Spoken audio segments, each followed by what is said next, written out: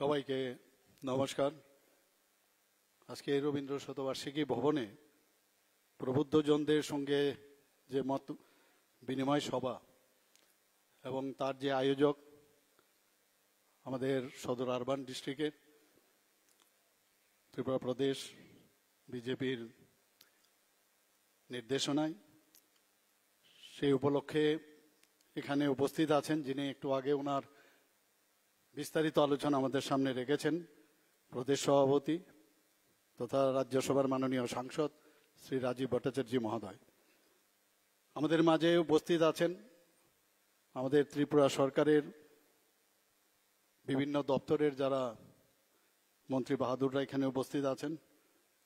এখানে উপস্থিত আছেন আগরতলা মিউনিসিপ্যাল কর্পোরেশনের মাননীয় মেয়র এবং আমাদের ত্রিপুরা প্রদেশ বিজেপির সহসভাপতি সভাপতিগণ এবং প্রদেশ সাধারণ সম্পাদক, এবং যার উদ্যোগে আজকের এই অনুষ্ঠান সদর শহর জেলা সভাপতি এবং এখানে যারা প্রদেশ জেলা ও মণ্ডলের সমস্ত নেতৃবৃন্দ, যারা বিধায়ক বিধায়িকারা আছেন, যারা কর্পোরেটর মহোদয় মহোদয়ারা আছেন এবং যারা পিএসইউর সমস্ত যারা চেয়ারম্যান বৃন্দ এবং বিশিষ্ট ব্যক্তিবর্গ এবং ভারতীয় জনতা পার্টির সব স্তরের যারা কার্যকর্তাগণ এবং সাংবাদিক বন্ধুরা, সবাইকে আমি আজকের এই সুন্দর অনুষ্ঠানে অভিনন্দন জানাচ্ছি, হার্দিক অভিনন্দন জানাচ্ছি, শুভেচ্ছা জানাচ্ছি। আমার পূর্ববর্তী বক্তারা বিস্তারিত আলোচনা এখানে রেখেছেন। এর মধ্যে যে যে বিষয়গুলো আমার মনে হয় এখানে আজকে আলোচনা করলে ভালো হবে, সেই বিষয়গুলো আমি আলোচনা এখানে করব। 2021 7ই অক্টোবর আমাদের বর্তমান যিনি যশস্বী প্রধানমন্ত্রী নরেন্দ্র মোদীজি তৎকালীন সময়ে গুজরাটের মুখ্যমন্ত্রী ছিলেন। আমার মনে আছে 13 বছরের উপরে উনি সেখানে মুখ্যমন্ত্রীর দায়িত্বে ছিলেন এবং যখন ওনাকে 2014-তে প্রধানমন্ত্রী হিসাবে দায়িত্বভার গ্রহণ করার জন্য ডিসিশন হয়, তখন উনি একটা বক্তব্য সেখানে আসার আগে বক্তব্য রাখছিলেন। সেখানকার যারা জনসাধারণ ওরা ভাবছিল যে আমাদের এরকম জনপ্রিয় মুখ্যমন্ত্রী আমাদের ছেড়ে চলে যাচ্ছেন। তো সেই জায়গায় উনার বক্তব্যে উনি বলেছিলেন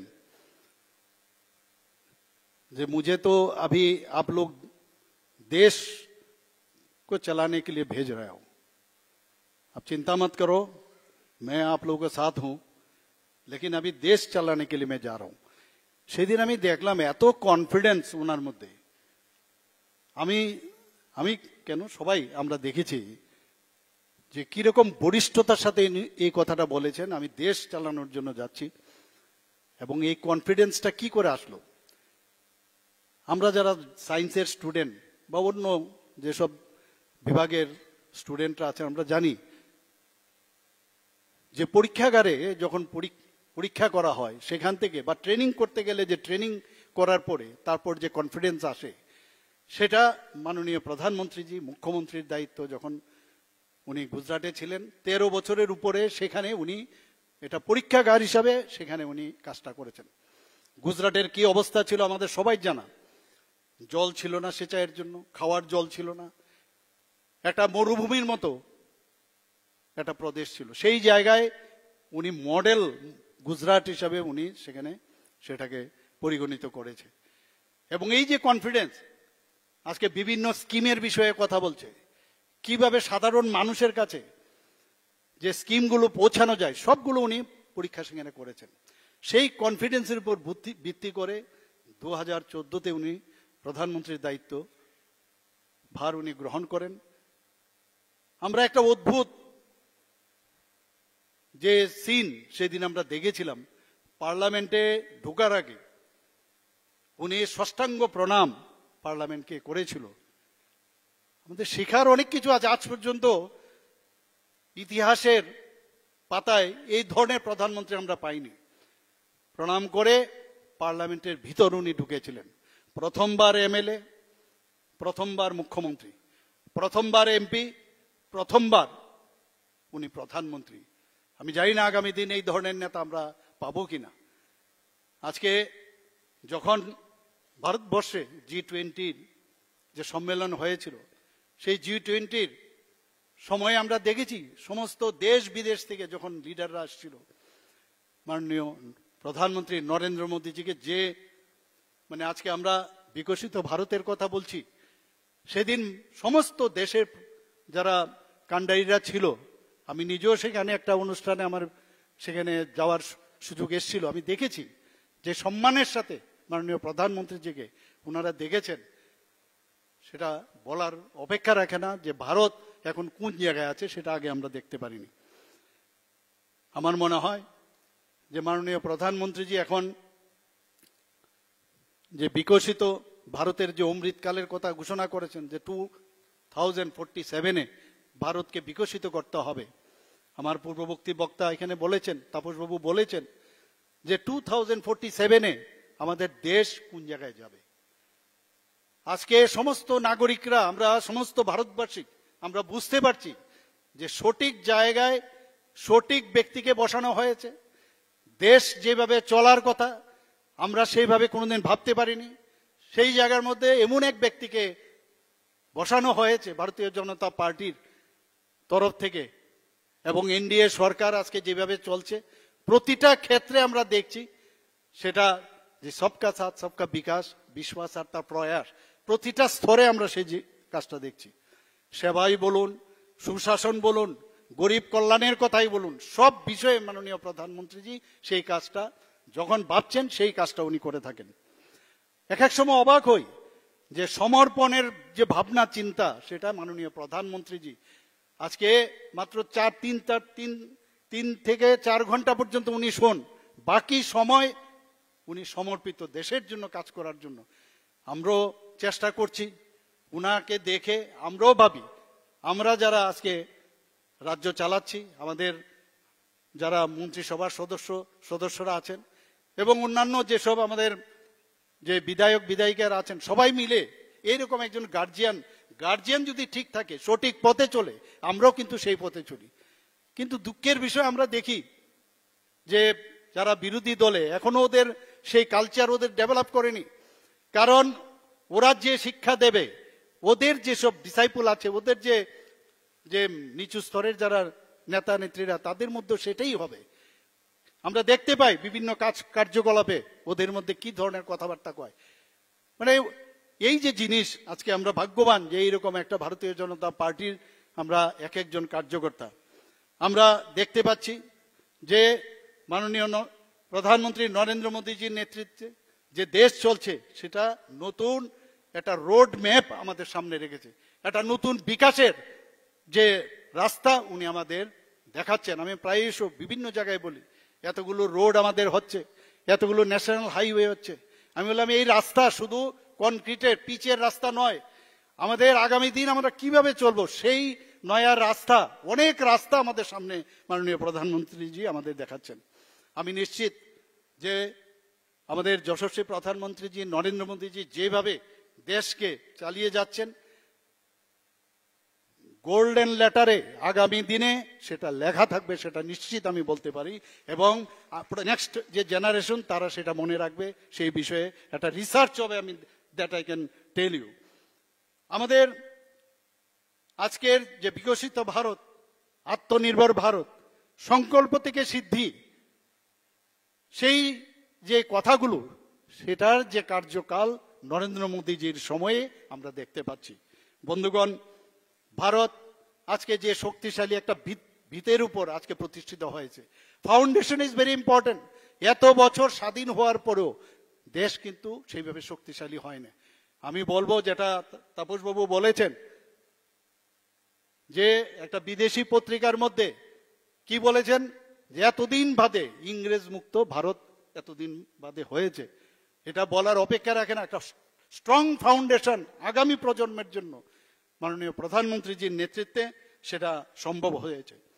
আমি বর্তমানে যে সীমা সুরক্ষার কথা যদি আমরা বলি, আমরা অর্থ ব্যবস্থাকে যদি মজবুত করার কথা বলি, আমরা যদি বিভিন্ন টেকনোলজি, মাননীয় প্রধানমন্ত্রীজি টেকনোলজিকে কিভাবে ব্যবহার করতে হবে সেটা আমাদের শিখিয়েছেন। আমি কিছুদিন আগে দিল্লিতে আমি গিয়েছিলাম, একটা নর্থ ইস্টার্ন জোনের একটা যে কনফারেন্স সেখানে হয়েছিল, সেখানে আমাকে বলতে হয়েছিল যে আর্টিফিশিয়াল ইন্টেলিজেন্স উইথ 5G। সেটা আমি পড়তে গিয়ে আমি যা দেখলাম, কি চিন্তা ভাবনা মাননীয় প্রধানমন্ত্রীজি। আজকে এখানে আমার সাথে কৃষিমন্ত্রী মহোদয় এখানে আছেন, যে আর্টিফিশিয়াল ইন্টেলিজেন্সে বারবার বলছে কৃষি কৃষি আমাদের দেশ কৃষি প্রধান দেশ, সেটা যদি কৃষকদের যদি আমরা শক্তিশালী না করতে পারি, তাদের জন্য এআই এর মাধ্যমে সেখানে জমির কি উর্বরতা আছে সেটা আপনার জানা যায়, কোন পোকামাকড় আসবে আগের থেকে বলা যায়, যে কারণে আগের থেকে প্রতিরক্ষা করা যায়। আমাদের এখন যারা হেলথে যারা কাজ করেন, সেখানে দেখা গেছে এআই এর মাধ্যমে আপনি যখন পড়াশোনা করবেন, মনে করবেন যে আপনি বুঝি ইউ আর ইন ওটি, এমন একটা অবস্থা দাঁড়িয়ে গেছেন। সেই জায়গার মধ্যে প্রধানমন্ত্রী টেকনোলজিকে ব্যবহার করার কথা আজকে সর্বস্তরে আজকে মানে আমাদের এই যে এআই এর কথা উনি বারবার বলছেন। মোদিজির নেতৃত্বে আমি যদি বলি, কিছু কিছু শব্দ আছে এবং শব্দের বাস্তবায়ন যদি বলি, সেগুলো কিন্তু মোদিজি আমাদের সামনে রেখেছেন। রেসপন্সিভ, আমাদের মোদিজির যে সরকার, ভারতীয় জনতা পার্টির নেতৃত্বাধীন যে সরকার, রেসপন্সিভ, যে কোনো বিষয়ে আমরা সচেতন থাকি, রেসপন্স করি। খালি সরকারে বসলাম আর স্ক্যাম করলাম, এগুলো আমরা আগে দেখেছি, কিন্তু রেসপন্স করা ইন পজিটিভ ওয়ে, সেটা আমরা কিন্তু মোদিজি আমাদের শিখিয়েছেন। রেসপন্সিবল হওয়া, যে আমাকে যেহেতু নির্বাচিত করানো হয়েছে, আমাদের সরকার সংখ্যাধিক্যের কারণে সরকার তৈরি করেছি, I am responsible for the accountability আমার থাকতে হবে জনসাধারণের জন্য। রিফর্ম শুধু না, তাকে ট্রান্সফর্ম করার কথা মোদিজি আমাদের শিখিয়েছেন। পাবলিক পার্টিসিপেশন, আজকে এইখানের যে আয়োজন করা হয়েছে, সেই আয়োজনের মাধ্যমে পাবলিক পার্টিসিপেশন, যেটা আমাদের সভাপতি শ্রী রাজীব ভট্টাচার্য মহোদয় বলেছেন, যে ডিস্ট্রিক্ট থেকে মন্ডলে সব জায়গায় এই যে সাধারণ মানুষের মধ্যে গিয়ে পার্টিসিপেট করা, সরকারি পর্যায়ে না, মানুষকে নিয়ে যে চলা বিভিন্ন বিষয়ে, সেটা আমরা মোদিজির সময় আমরা দেখতে পেয়েছি। আমরা 2014 সালে আমরা কি দেখতাম? কেলেঙ্কারি, দুর্নীতি এবং নেপোটিজম, তুষণ করার এই রাজনীতি কিন্তু আমরা এখন আর দেখতে পাই না, এবং সেটা সম্ভব নয়। কারণ আদর্শ পুরুষ যাকে বলে আমাদের সামনে, তিনি হচ্ছেন নরেন্দ্র মোদীজি। আগে আমরা বিভিন্ন সময়ে বিভিন্ন যেসব কথা আমাদের কানে আসতো, আমরা ভাবতাম এইভাবেই বুঝি দেশ চলে, যখন রাজত্ব চালাবে স্ক্যাম এইগুলোই বুঝি আমরা ভাবতাম যে এইভাবেই বুঝি দেশ চালাতে হয়। আর এখন মোদীজি কি বলেছেন? উন্নয়ন ছাড়া কোনো কথা হবে না। কি বলছেন? উদ্ভাবন। কি বলছেন? উদ্বোধন। আমার মনে আছে বিভিন্ন জায়গায় আমার যেতে হয় উদ্বোধন করতে, এখনো বহু জায়গার মধ্যে রেডি হয়ে গেছে, সব জায়গার মধ্যে ইনফ্রাস্ট্রাকচার থেকে আরম্ভ করে বিভিন্ন জায়গায়। তাহলে মাননীয় প্রধানমন্ত্রীজি উন্নয়নের কথা বলছেন, আমাদের উদ্ভাবনের কথা বলছেন, এবং উদ্বোধন করতে হবে, এবং সেটা ফর দ্য পিপুল, সাধারণ মানুষের জন্য সেই কাজটা করতে হবে। আগে আমরা দেখতাম, এখানে আমার পূর্ববর্তী বক্তারা বলেছেন যে যখন আগের প্রাক্তন স্বর্গীয় প্রধানমন্ত্রী বলেছেন, নিজের মুখে বলেছেন, আমরা সবাই জানি যে দিল্লির থেকে যদি 100 টাকা পাঠানো হয়, তাহলে আস্তে আস্তে এখানে 25 টাকায় আসে। যদি 10 টাকায় বলা হয়, তাহলে 4 আনা এখানে আসবে। সেই জায়গার মধ্যে মাননীয় প্রধানমন্ত্রীজি কি করেছেন? এসে এই যে দালাল মাঝখানে, সেটাকে বন্ধ করে দিয়েছেন, এবং যে কারণে ডিবিটির মাধ্যমে আমাদের যারা সাধারণ মানুষ, তাদের অ্যাকাউন্টে সেই টাকাগুলো কিন্তু এখন যাচ্ছে, এবং সেটাকে বলে স্বচ্ছ প্রশাসন, স্বচ্ছ প্রশাসক, সেটা মাননীয় প্রধানমন্ত্রীজি সেটা আমাদের দেখিয়েছেন। আমরা স্বাস্থ্য নিয়ে চিন্তা করতাম যে আমার যদি শরীর খারাপ হয়, কারণ মাননীয় প্রধানমন্ত্রীজি এমন এক বাড়ির থেকে এসছে, চা বিক্রেতার ফ্যামিলির মধ্যে ওনার জন্য, উনি দেখেছেন কি অবস্থা, গরিবী কাকে বলে উনি দেখেছেন। সেই জায়গার মধ্যে উনি দাঁড়িয়েছেন যে যখন এই বাড়িতে ঘরের গরিব মানুষদের যখন স্বাস্থ্যের সমস্যা হয়, তা বেচারা কোথায় যাবে? তার জন্য এত বড় একটা প্রকল্প, সেটা আমাদের মাননীয় প্রধানমন্ত্রীজি আয়ুষ্মান ভারত প্রকল্পের সূচনা করেন। 5 লাখ টাকা করে, 5 লাখ টাকা করে তাদের প্রতি বছরে প্রতিটা ফ্যামিলির জন্য সেই ব্যবস্থা করেছেন। দেখেন, উনাকে দেখে, উনার যে সিদ্ধান্ত, সেই সিদ্ধান্ত দেখে আমরাও ত্রিপুরা সরকার ডিসিশন নিলাম মুখ্যমন্ত্রী জন আরোগ্য যোজনা, সেই একই ধাঁচে 5 লক্ষ টাকা করে, এবং যেখানে যেখানে এমপ্যানেলমেন্টের ব্যবস্থা আছে সব জায়গায় একই ধাঁচে আমরা করেছি। বন্ধুগণ, শেখার আছে অনেক কিছু, এবং আমরা সেটাই বলছিলাম। আমার পূর্ববর্তী বক্তারা বলেছেন সময় কম দিয়েছে, কিন্তু এই সময়ের মধ্যে যদি 11 বছরের উনার যে কার্যকাল এবং কি কি ডিসিশন নিয়েছে সেগুলো যদি বলা হয়, তাহলে আপনারাও টায়ার্ড হয়ে যাবেন এবং আপনারা বলবেন আসছি আবার আগামীকাল আসবো। কাজে এটা শেষ করা যাবে না। এখানে বই বিতরণ করা হয়েছে, কি কি করা হচ্ছে, মোটা যে বিষয়গুলো সেগুলো আপনাদের সামনে ওনারা ধরেছেন। আপনারা শুনে খুশি হবেন যে according to IMF international monetary যে ফান্ড, তারা কি বলছে এখন, ওনারা বলছেন যে অর্থনীতিতে বিশ্বের 4র্থ বৃহত্তর যে অর্থনীতি চলে এসেছে। আমার পূর্ববর্তী বক্তারা বলেছেন যে 11 স্থান ছিল আমাদের, সেই জায়গার থেকে 5ম স্থানে এসেছিল, 5ম স্থান থেকে আজকে 4র্থ স্থানে এসছে। আমি জানি না 2047-এর পরে এটা কোন জায়গায় যাবে। আমরা সত্যি আমরা থাকবো না, কিন্তু আমাদের নেক্সট জেনারেশন ওরা বলবে বাহ মোদিজি কি করলেন আপনি, বাহ মোদিজি, বাহ মোদিজি, এই কথাটা সবাই বলবে আমি নিশ্চিত। তো আমাদের জন্য একটা ভাগ্যের বিষয় যে এইরকম একজন প্রধানমন্ত্রী আমরা পেয়েছি। পলিটিক্স অফ পারফরমেন্স, আমরা দেখেছি এর আগে পলিটিক্স কাকে বলে। এখনকার এইবারের একটা জিনিস আপনারা নিশ্চয়ই দেখেছেন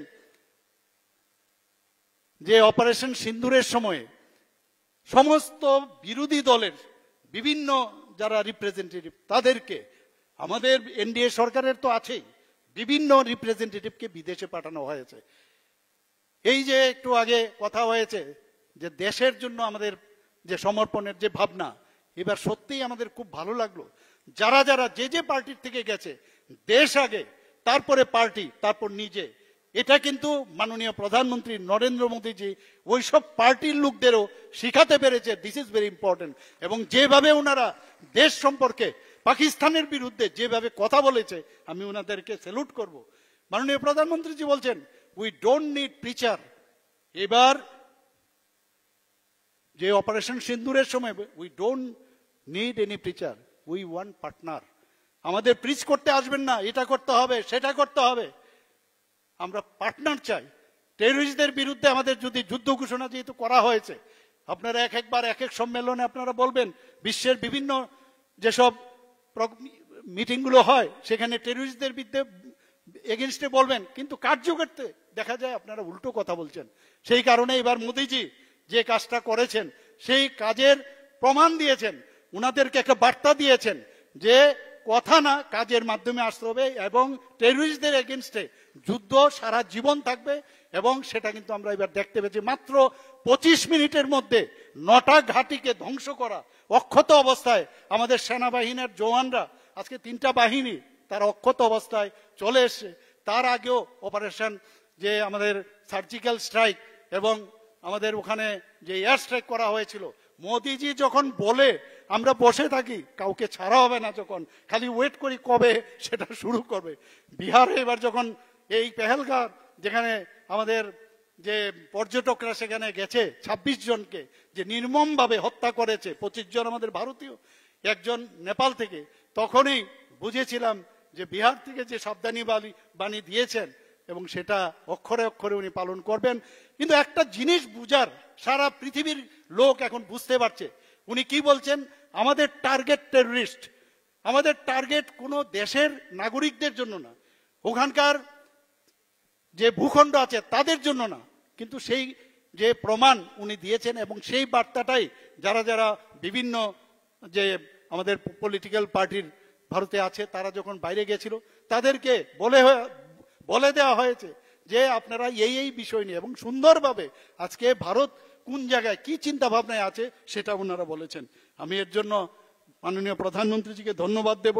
এবং যে বিকাশ এবং বিশ্বাস এবং পরিবর্তন, এই যে বিষয়গুলো আছে মাননীয় প্রধানমন্ত্রীজি সেটা আজকে যেভাবে করছেন সেটা আমরা দেখতে পাচ্ছি। মোদিজির নেতৃত্বে বিজেপি সরকার যখন গঠন হওয়ার পর থেকে ঘোটালা, কেলেঙ্কারি, স্ক্যাম, এইগুলো কিন্তু আমরা দেখতে পাচ্ছি না। আমাদের সরকারও, আমরা যে ত্রিপুরার প্রদেশে আছি, ভারতীয় জনতা পার্টির অন্যান্য যে প্রদেশে সরকার আছে, বা এনডিএর যে সরকার আছে কোথাও কারণ সুবিধা নেই, কিছু করার উপায় নেই, স্ক্যাম কেলেঙ্কারি ঘোটালা অসম্ভব ব্যাপার, করা যাবে না।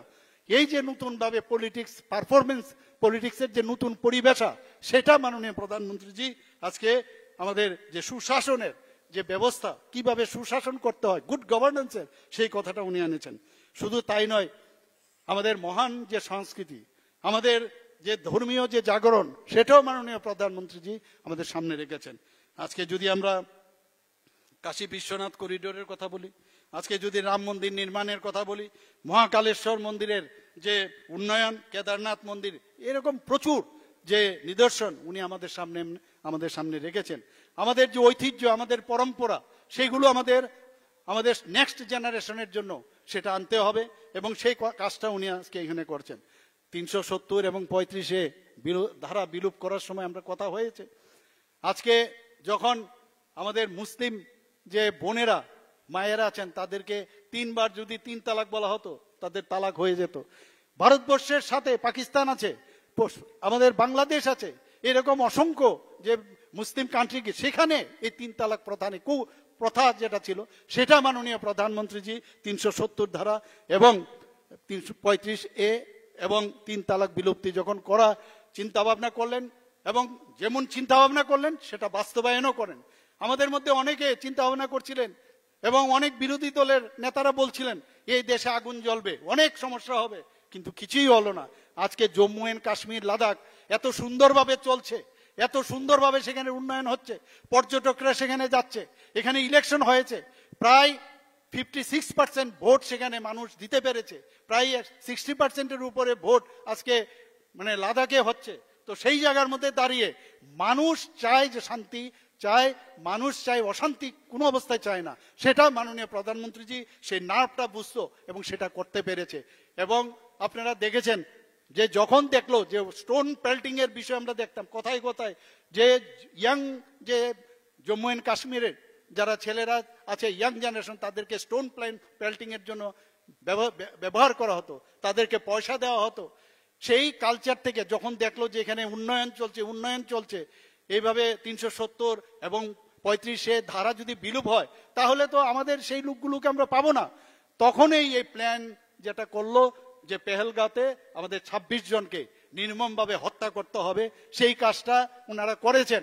কিন্তু ওখানকার মানুষ, এই প্রথম আমরা দেখলাম যে ওখানকার মানুষ এই টেররিস্টদের বিরুদ্ধে তারা কিন্তু আজকে বিরোধ করেছে, সেই বিষয়টা তারা প্রতিবাদ করেছে। এবং আমি নিশ্চিত যে আগামী দিন ওখানকার যে মুখ্যমন্ত্রী আছেন, সেই মুখ্যমন্ত্রী নিজেও বলছেন আমরা টেররিজমকে আমরা কোনো অবস্থায় আমরা সাই দেব না, এবং সেইভাবে চলছে। বন্ধুগণ, সিটিজেন অ্যামেন্ডমেন্টের কথা যদি বলি, ওয়াকফ বিলের সংশোধনের কথা বলি, সেই যে এক একটা কাজ যেভাবে হচ্ছে সেটা আগের সরকারের মধ্যে আমরা দেখতে পাইনি। এখানে একটু আগে পাপিয়া মহোদয়া বলছেন যে উমেন্স রিজার্ভেশনের কথা বলছেন, 33% পার্লামেন্টে এবং আমাদের অ্যাসেম্বলির মধ্যে 33% রিজার্ভেশন। আগে মায়াকান্না আমরা অনেক দেখেছি, ক্রোকোডাইল টিয়ার্স আমরা দেখেছি।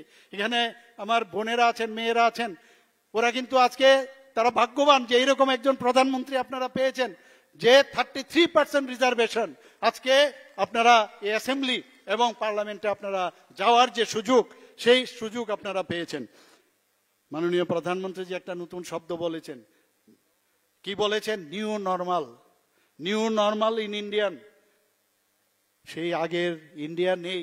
আমার মনে আছে যে অনেকে বলছে যে এটা কি যুদ্ধ, এই যুদ্ধ তো বুঝাই যাচ্ছে না। আগে তো ট্যাঙ্ক যেত, সোলজাররা যেত, এখন তো সেই রকম যুদ্ধ হয় না। তো টেকনোলজি ব্যবহার করে, এআই ব্যবহার করে, লেজার টেকনোলজি ব্যবহার করে এবারের যুদ্ধ আর আগামী দিনের যুদ্ধ কি হবে? ঘরে বসে যুদ্ধ হবে আমার মনে হয়। এবং এই যুদ্ধেতে সেই মানুষ গিয়ে সেই 303 বন্দুক দিয়ে, আমার মনে আছে 60-এর দশকের যুদ্ধ, সেই যুদ্ধ এখন চলে গেছে। টেকনোলজি কোন জায়গায় গেছে?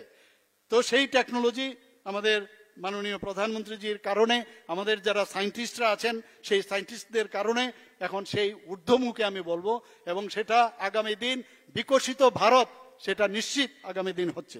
Empowerment of all section of society, সবকা সাথ সবকা বিকাশ, বিশ্বাস আর প্রয়াস, এমন একটা মানে কথাগুলো যেগুলো সব জায়গার মধ্যে, সেগুলো কিন্তু আজকে আমরা বলতে পারি, সেগুলো আমরা ব্যবহার করতে পারি। শুধু তাই নয়, ইনক্লুডিং এসসি, এসটি, ওবিসি, তাদের উন্নয়নের জন্য মাননীয় প্রধানমন্ত্রী যে কাজ করছেন, উইমেন্সদের জন্য 33% রিজার্ভেশন শুধু না, তাদের আজকে মিলিটারিতে হোক, এডুকেশনেই হোক, এমপ্লয়মেন্টের বিষয় হোক, সেলফ এমপ্লয়মেন্টের বিষয় হোক, এবং আমাদের যে বিভিন্ন বিষয়ে যাতে মহিলারা তাদের সুযোগ সুবিধা পায়, এসএইচজি গ্রুপ হোক, সব জায়গায় একমাত্র প্রধানমন্ত্রীর জন্য সেটা সম্ভব হয়েছে।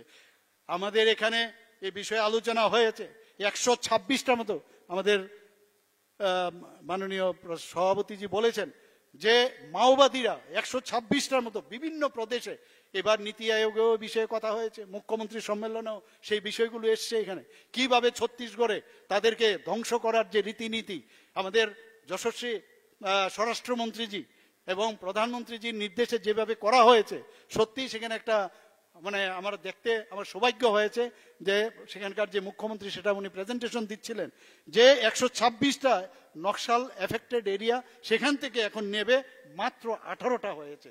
আমি নিশ্চিত যে আর কিছুদিনের মধ্যে সেটা শূন্যতে পরিণত হবে এবং নকশাল মুক্ত, মাওবাদ মুক্ত ভারত সেটা আগামী দিন হবে। আমার অত্যন্ত ভালো লাগছে যে আজকের যে মাননীয় প্রধানমন্ত্রীজির কারণে যে ভায়োলেন্স যেটা হতো সে আস্তে আস্তে করে সে ভায়োলেন্স 53% এই মাওবাদীদের জন্য সেটা কমে গেছে। শুধু তাই নয়, আমাদের যারা সিএফএফ এর পার্সোনাল আছে, আমাদের যারা বিএসএফ এর পার্সোনাল আছে, পুলিশরা আছেন, লোকাল পুলিশ, তাদেরও যেভাবে তাদেরকে মারা হতো সেই জায়গার মধ্যে ক্যাজুয়ালিটি প্রায় 72% কমে গেছে। বন্ধুগণ, আমরা আগামী দিন মাননীয় প্রধানমন্ত্রী এই বিষয়ে আলোচনা হয়েছে, গরিবি হটাও, গরিবি হটাও, গরিবি হটাও স্লোগান আমরা অনেক দিন আগের থেকে শুনেছি, কয়েক দশক ধরে আমরা শুনেছি, কিন্তু দেখা গেল গরিবদেরই হটানোর কাজ হয়েছে আগে। কিন্তু আমাদের মাননীয় প্রধানমন্ত্রীজি প্রায় 140 কোটির মধ্যে 25 কোটি বিপিএল এর উপরে ওনাদের গরিবির রেখার থেকে ওনাদেরকে উপরে উঠিয়েছে। এবারের যে রিপোর্ট এসছে তাতে দেখা গেছে 25 কোটি মানুষ আজকে তাদের যে স্তর ছিল তার থেকে উপরে চলে এসছে। বন্ধুগণ, আমরা এর মধ্যে আমরা দেখেছি বিভিন্ন যে স্টেটস আছে, স্টেটসের যে রাজ্যগুলো আছে সব স্টেটের যে ট্যাক্স ডিভলিউশন সেখানে দেখা গেছে প্রায় 283% ইনক্রিজ হয়েছে। আমাদের 67% আমাদের ত্রিপুরাতে, আপনারা সবাই জানেন নর্থ ইস্টার্ন রিজিয়নের মধ্যে আমরা second highest per capita income, আর সেই জায়গার মধ্যে এরকম পার ক্যাপিটা ইনকাম সব প্রদেশের মধ্যে হচ্ছে, সেটা সর্বমোট মিলিয়ে এভারেজ যদি আমরা করি সেখানে 67% increase in per capita income ভারতবর্ষে। শুধু তাই নয়, ফরেন এক্সচেঞ্জ রিজার্ভ যদি আমরা সেখানে বলি সেখানে 135% ইনক্রিজ হয়েছে এই ফরেন এক্সচেঞ্জ রিভার্সে। 825 million US dollar export level বেড়েছে। এই বিষয়ে আমাদের পাপিয়া মহোদয় অলরেডি কথা বলেছেন। শুধু তাই নয়, এফডিআই যে ইনক্রিজ ইন ফরেন এফডিআই সেখানে 135% ইনক্রিজ হয়েছে। 127% আমরা অনেকে কি করি, আমরা ইনকাম ট্যাক্স দিতে আমরা অনীহা ছিলাম, কিন্তু এই কথাটা বুঝাতে পেরেছেন মাননীয় প্রধানমন্ত্রীজি যে ইনকাম করলে যদি ট্যাক্স দেওয়া যায় তাহলে কিন্তু আখের আমাদেরই লাভ হবে, আমাদের রাজ্যের লাভ হবে, দেশের লাভ হবে। এবং মানুষকে যেভাবে বোঝানোর চেষ্টা করেছেন সেখানে দেখা গেছে 127% যে বৃদ্ধি পেয়েছে ট্যাক্স পেয়ারদের, 238% যেটা ডাইরেক্ট ট্যাক্স কালেকশন, সেখানে আমাদের অর্থমন্ত্রী মহোদয় এখানে আছেন, উনি আরো ভালো বলতে পারবেন, 238% growth in direct tax collection. আমাদের আইএমএফ কি বলছেন, ইন্টারন্যাশনাল মনিটারি ফান্ড, এই যে এত ব্যবস্থা তার রেজাল্ট আপনার দেখতে হবে কোন জায়গায়। কি বলছেন যে India is now it is being bright spot, মানে আগামী দিন ব্রাইট স্পট, মানে আগামী দিন ভারতবর্ষ কোন জায়গায়, যেটা 2047 সালে অলরেডি আইএমএফ সে বিষয়ে বলে দিয়েছে। ওয়ার্ল্ড ব্যাংক কি বলছেন যে India is the fastest growing major economy in the main engine of global economics and growth in 2025-26। এই হচ্ছে মাননীয় প্রধানমন্ত্রীজি। আমরা এক এক সময় অবাক হয়ে যাই উনি কি কি বলেন আর কি কি করছেন, এবং সার্বিক চিন্তাধারায় আজকে এমন সব গরিব মানুষদের কথা আমরা যদি বিশ্বকর্মা যোজনার কথা বলি, যাদের কথা কোনোদিন কেউ ভাবেনি, 18টা সম্প্রদায়, তাদের কথা পর্যন্ত ভাবেন উনি। তো এইভাবে যে কাজগুলো করেন, এতে করে আজকে দেশের এই যে সুন্দর ব্যবস্থা, সেটা সম্ভব হয়েছে। এখানে অলরেডি বলা হয়েছে অপারেশন গঙ্গা, যেখানে ইউক্রেন থেকে আমাদের ইন্ডিয়ান বহু লোক ওখানে, আমাদের যুবক যুবতী যে ছেলে মেয়েরা আছেন সেখানে পড়াশোনা করতে গেছে, চাকরির কারণেও সেখানে গেছে।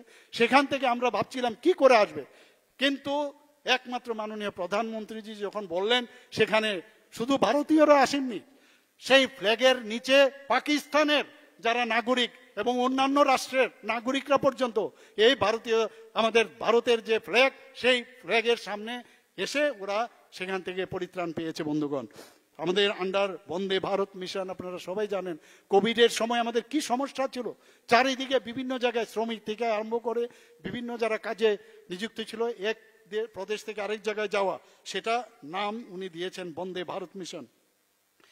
প্রায় ৬৭ লক্ষ মানুষ রিপেট্রিয়েটেড করা একমাত্র উনার কারণে সেটা সম্ভব হয়েছে।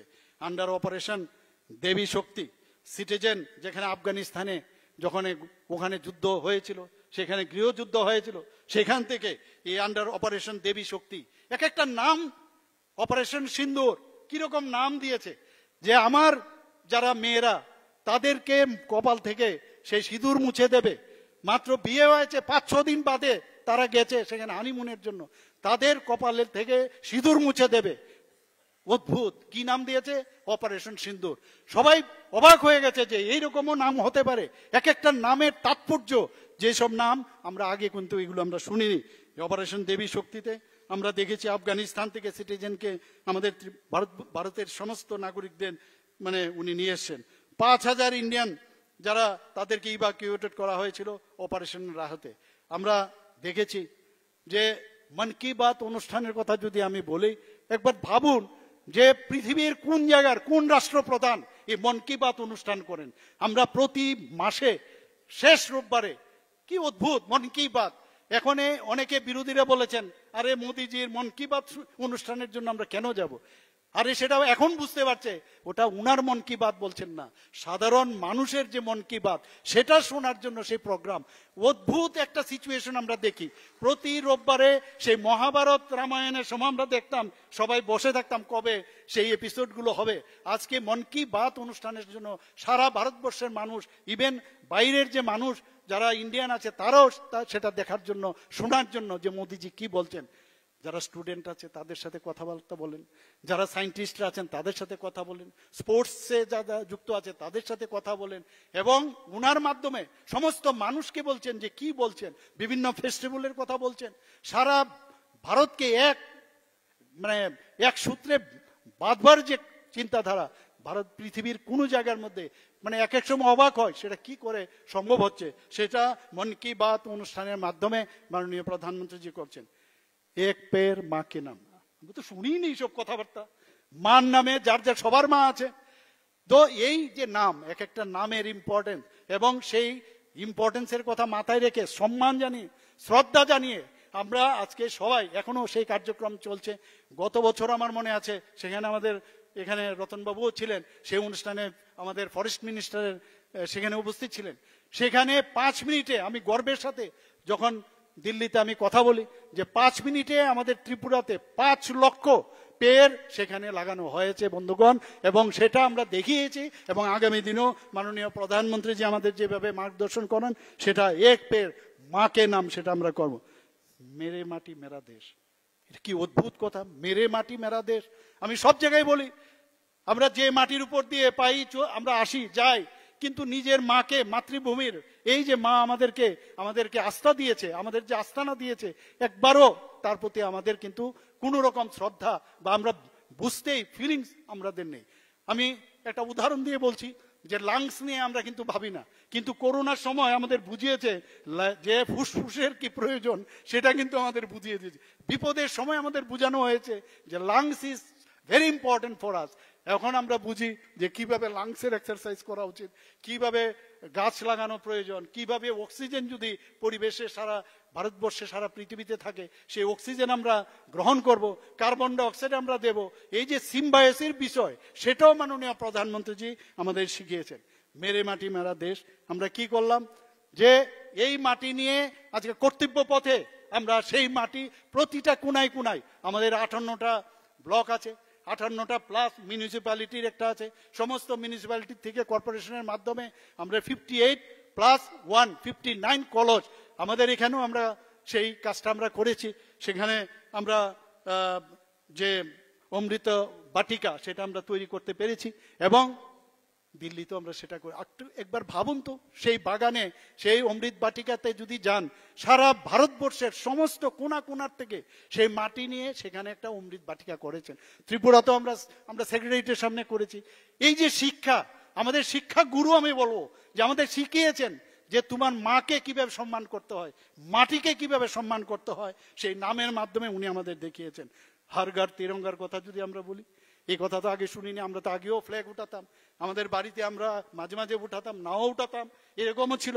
বলছেন হর ঘর তিরঙ্গা, গত 2 বছর ধরে আমরা করছি এখানে, যে পয়সা দিয়ে কিনতে হবে ফ্ল্যাগ এবং সমস্ত জায়গায় এটা আমাদের উত্তোলন করতে হবে। এবং শুধু উত্তোলন না, যারা আমাদের দেশ স্বাধীন করার জন্য আমাদের যারা বলিদান হয়েছেন তাদের প্রতি আমাদের শ্রদ্ধা নিবেদন করে, তাদের স্মরণ করে সেই হর ঘর তিরঙ্গা কার্যক্রম, সেটা তো আমরা আগে দেখিনি। আমাদের একত্রীকরণ করার যে ব্যবস্থা প্রধানমন্ত্রী করেছেন, আমরা সবাই ইউনাইটেড, আমরা যে সবাই সবার জন্য, সেটা আমাদের মনে করিয়েছেন। বিপদে যখন আমরা পড়ি তখন কিন্তু আমরা বুঝি যে উই আর নট সেপারেটেড। রক্তদানের সময় আমি প্রায় এক কথা বলি, যখন ব্লাড ডোনেশন হয়, ব্লাড ডোনেশনের সময় কোনো ধর্ম থাকে না, কোন মহিলা দিচ্ছে 18 বছর থেকে 65 বছর পর্যন্ত রক্ত দিতে পারে, তখন মনে হয় কোন ধর্মের দিয়েছে, কোন বয়সের দিয়েছেন, মেল দিয়েছেন না ফিমেল দিয়েছেন, সেখানে কিন্তু আমরা দেখতে পারি না। আমরা যে সবাই এক, সেটা কিন্তু মাঝে মাঝে আমরা ভুলে যাই। একজন আরেকজনের পিছনে আমরা বিভিন্নভাবে আমরা বিভিন্ন কথা বলি, কিন্তু মানুষের জন্য সেটা মাননীয় প্রধানমন্ত্রীজি এই হর ঘর তিরঙ্গার মাধ্যমে বুঝিয়েছে। 75 বছর পূর্তি হলো আমাদের দেশ যখন স্বাধীনতা, সেখানে উনি আরেকটা বিষয় বলেছেন, 75 সীমান্ত গ্রাম ক্রান্তি বীরকা নাম। ভাবা যায় কোনোদিন? আমাদের এখানে প্রতিটা গ্রামে 75টা গ্রামে সেখানে আমরা ফলক তৈরি করেছি। আমরাও জানতাম না আমাদের ত্রিপুরার মানুষ এরকম যে দেশের জন্য বলিদান হয়েছেন, যারা দেশের স্বাধীনতার আগে বলিদান করেছেন তাদের নামের তালিকা আমরা বের করেছি। আগে কাগজের পাতায় লেখা থাকতো, সেখানে অক্ষরে আমরা সেখানে খোদাই করে তাদের নাম দিয়েছি।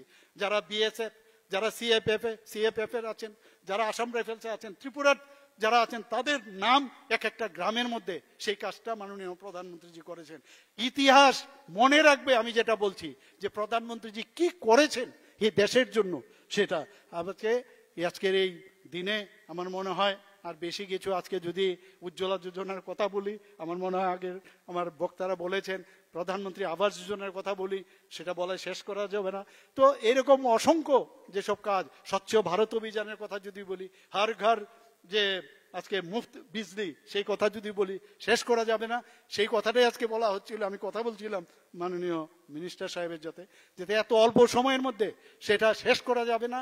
এবং এইবার একটা জিনিস আমরা দেখলাম যে প্রতিটা গ্রামে গঞ্জে, আমরা নিজেরাও সেখানে ছিলাম, যে অপারেশন সিন্দুরকে সাপোর্ট করে যেভাবে মানুষের মধ্যে একটা সারা জাগানো একটা রিয়াকশন আমরা অ্যাকশন দেখলাম, সেটা সত্যি সবাইকে আমি স্যালুট করতে চাই। এবং সেটা একমাত্র সম্ভব হয়েছে মাননীয় প্রধানমন্ত্রীজি নরেন্দ্র মোদীর জন্য।